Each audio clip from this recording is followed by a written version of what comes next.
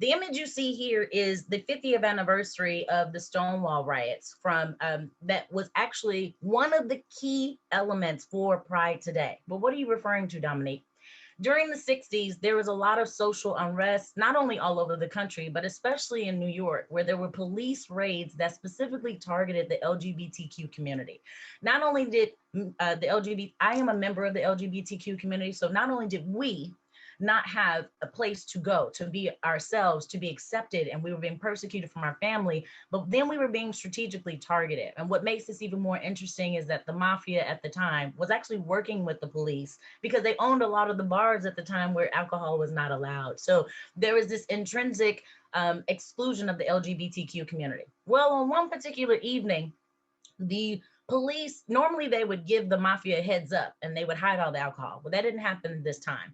They did a raid of the Stonewall riots, and during that raid, a lot of people were hurt. They were abused or violently managed by the police. And at one point, one of the police officers took the head of a lesbian woman and kind of shoved her in the car. And she shouted to her community to help me.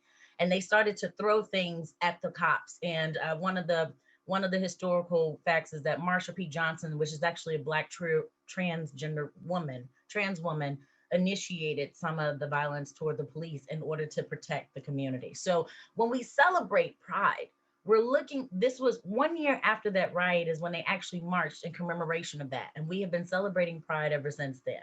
So it's not just about the parade. It's not just about the rainbow and what it represents. It is why we have to continue to do that. And at the same time today, for any of you who are following the news, the Supreme Court just allowed a Catholic agency in Philadelphia to discriminate against same-sex couples in the foster care system. With regard to COVID-19, the LGBTQ community wasn't even tracked for data until June of last year, which means we missed 9 months of data.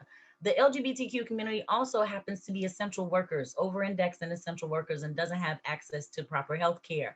And so we are not exactly getting the support that we need, which is why it's so important for your companies to understand this, because these are your employees. These are your customers. These are your leaders. So the better you understand their history, the better you could be of support to them. So as a bisexual member of the community, to my family, to my allies, happy Pride Month. And I'm so glad that we're able to celebrate us today in this conversation.